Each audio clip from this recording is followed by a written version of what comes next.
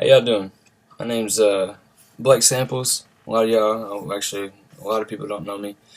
Um, but I gotta give y'all my testimony. God has put it on my heart to share this testimony. This is my first time to ever record it, so if it's not perfect, just bear with me.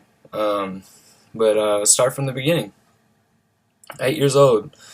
So my addiction started. I broke both bones in my right arm, and they gave me hydros, and I can remember my first time taking it and just being like, whoa, I liked it. From that young of an age, I liked it. Let's see. By the time I was 16, my addiction's already progressed. I was living in sin totally. 16, I started shooting up oxycodone, which is an opiate, which is a pain pill for severe pain. And pretty much anything I could get my hands on. By the time I was 16, 17, by the time I was 21, I had my first DUI at 20. By the time I was 21, I've already caught multiple charges, and I was well on my way to prison. I caught 9 felonies in 1 week and went to Bricky's, Arkansas for my first time ever I was in prison. All these tattoos are from prison. But I went there for 18 months. Prison is not anywhere you want to be. Seen people get stabbed. I've seen people kill themselves, hang themselves with a sheet, or slit their wrists, or anything like that. I've seen it. There's demons all in that place. Bad spirits, false revival, all this stuff. I stayed clean the whole time I was in prison. When I was to be released, I thought that, well, gosh, man, I'm not addicted anymore. I did this on my own, you know. False. I got out, and the first day I got out, me and my identical twin brother got high. And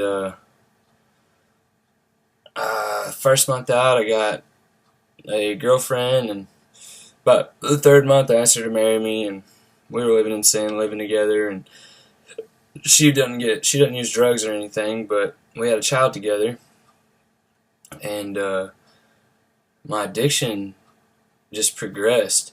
I had 6 friends die from overdose since January, and when the first one died, I cried. When the second one died, I cried a little bit. The third one, I said, well, duh, oh well. The fourth one, I went out and got high, and it numbed me. The fifth one was my absolute best friend. The first and the last one were my 2 best friends. I didn't even cry on the 5th one. Didn't even cry. Man, I miss them every day. Every day.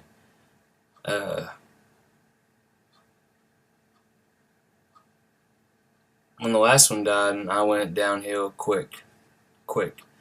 Lost my job because of drugs. On my birthday, July 26th, I came home and told my wife I relapsed, or fiance I relapsed, and ex-fiance, and she told me, well, you need to go get help. I didn't want to hear that. Got in a big fight.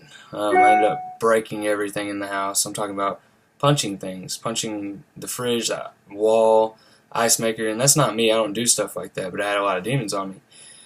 So she drove me to the hospital in Little Rock, which is an hour and a half away from Russellville in Arkansas, and dropped me off. And when she did, man, she was like, I'll be back in 3 weeks. Whenever you get clean, you know what I mean? We'll just presume what we got going on. I never came back. I didn't even check myself in the hospital. As soon as she walked away, I was gone.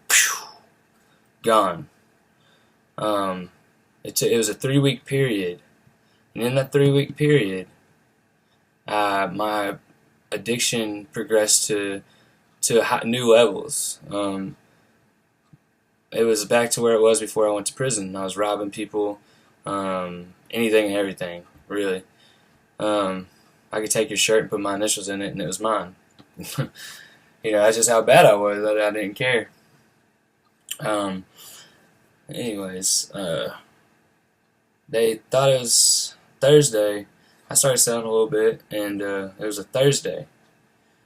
And I got a hotel room, had a girl over, or actually no, I was by myself, and I died that night. That was the night I died. I died a couple times in the same day, or right after another. Anyways, on Thursday, I did a gram of heroin, gram of coke, Xanax, weed, ate 3 grams of methamphetamine. That's what killed me. And I had 2 other drugs that I don't even know what was in it, because these drugs could have been cut with anything. I called somebody. They picked me up, drove me to the hospital, dropped me off, and left. You know what I mean? Like, they didn't even want to be there. I was dead for 3 minutes before I arrived to the hospital. Paramedics said if I'd have been any longer, I would have been completely dead, because my kidneys were already shutting down. I was in the ICU for 3 days, or 2 or 3 days. I don't even remember being in the ICU. All I remember is seeing a lot of trippy, weird stuff. They tried to revive me with, Narcan, and I had so much heroin and stuff in my system that it wasn't even reversing the effects, and I was still dying. They had to use Halidol, which is a very, very strong hallucinogen, to reverse the effects of everything. I was on a psych hold, but I checked myself out anyways. I don't even remember this. I had walked 3-4 miles back to the hotel I was at and got my luggage. Don't remember any of this. I don't even remember this. Just by the grace of God, I was on the phone with my mom. And I said, Mom, I don't feel good. I sat on the suitcase. I died again, right on the suitcase. But I was on the phone with my mom. So when I died on the suitcase, this time was completely different. I had pants on, no shirt, sweating, drenched in sweat. Still coming, you know what I mean? My body feels like crap because all the stuff I was coming off of. But I had an angel come and pull me out. Took me to hell first. When he took me to hell, y'all, I don't ever want to go back to that place. There's different layers of hell, and that different layer, or there's different sin at different layers. Out of those 6 friends, or 5-6 friends that overdosed, 2 of them were in hell. I don't know about the other 4, but I know 2 of them. They were my everyday people. I'm talking about, I'm not going to say their names, but I have pictures of these people, man, constantly on my phone. It scrolls through my feed and I see them. They were dying, but they were dying. They died from shooting up heroin, Roxy's, and having bars in their system. So they were shooting up, boom, and it was turning black up their arm, and it was swelling up. And whenever it got to their mouth, it would kill them. And then one of them was laid out like this, and was getting shoot up in the arms and the legs, and the black stuff was going from then all the way up. She was at a different he or she was at a different level in hell than the previous person that got shot up in the arm.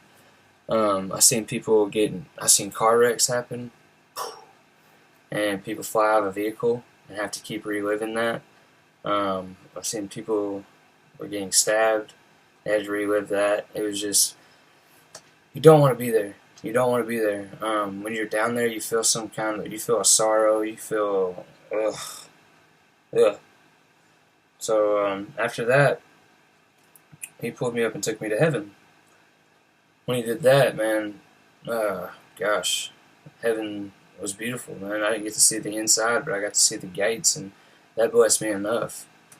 A lot of people don't want me to tell y'all this part, but it still wasn't enough.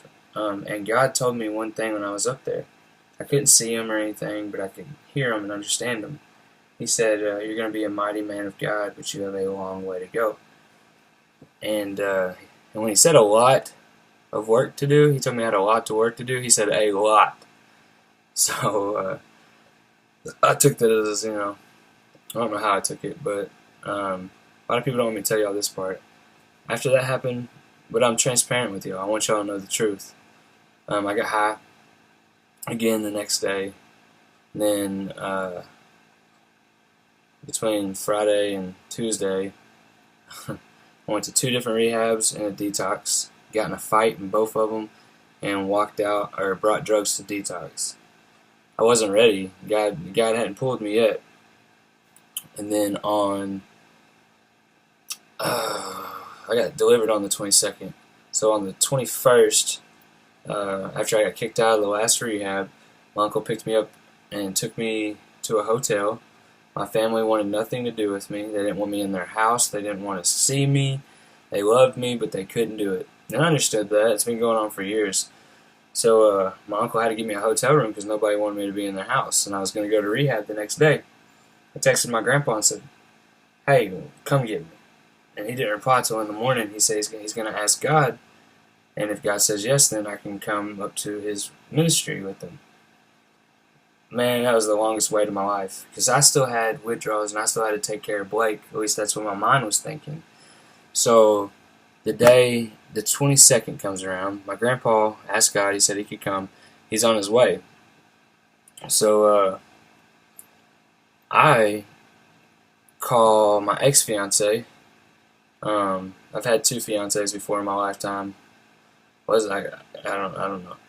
But she came and got me, and we went to Little Rock, and I got some heroin and got high, of course. And we're sitting there, and she's like, "Hey, I got to drop you off because my mom is over here eating, and her mom blames me for her being the way that she is now." So I'm like, "Okay, well, you're going to pick me right back up." She doesn't. I wait there for an hour. My phone dies, and I'm walking down the road. I walk 4 miles.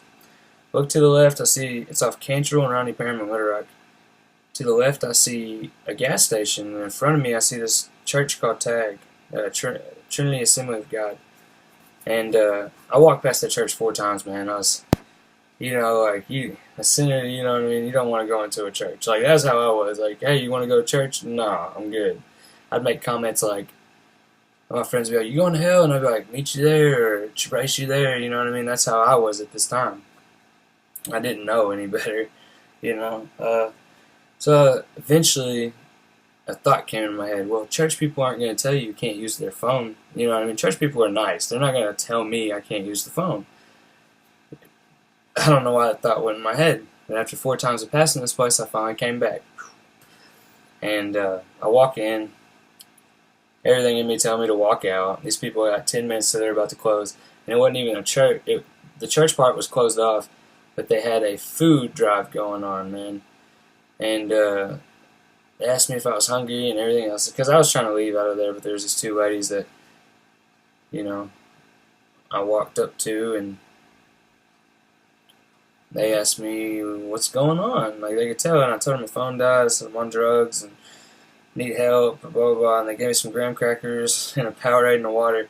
They're like, "Well, look, go sit in there and you'll be more comfortable. We'll help figure out how we can help you." I said, "Yes, ma'am." So I walk in there, and this brother Lee and this dude named Lee and another brother named Joe walk right up to me. This is a food drive. There's other people in here just getting food, and I don't know how they can see it or whatever, but I was a broken soul. So these people come over, and for some reason I felt condemned to I told them everything about me, my drugs, everything. And so I said, "Brothers, can y'all pray for me?" So they did. They prayed for me. And when they prayed for me, I blacked out. Ugh. I could feel myself going. Oh, gosh.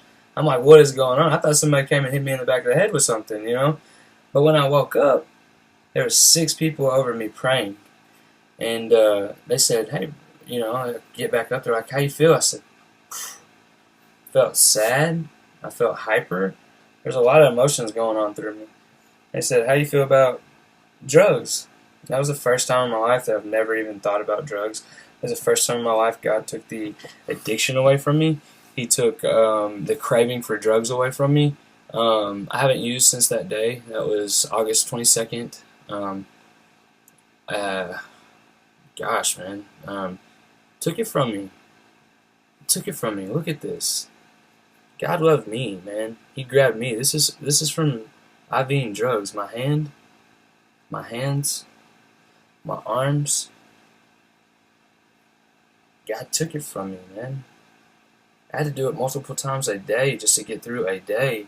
And God knew I couldn't take it away from myself, so He took it away from me.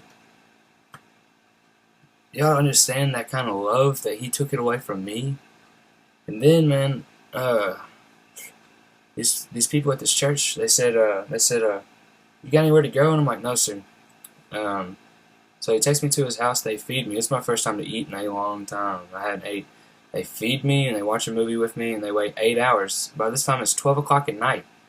My grandpa finally gets where he needs to be and they take me to him. I just tell you that, man, because I love those people that did that, man. I talk to them every single day. One of them's my accountability partner. His name's Lee.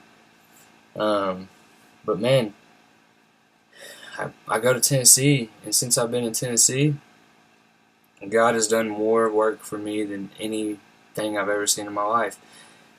He took addiction from me, but I had to meet him halfway with cigarettes. Since I've been in Tennessee, I don't do drugs anymore. I don't smoke cigarettes anymore.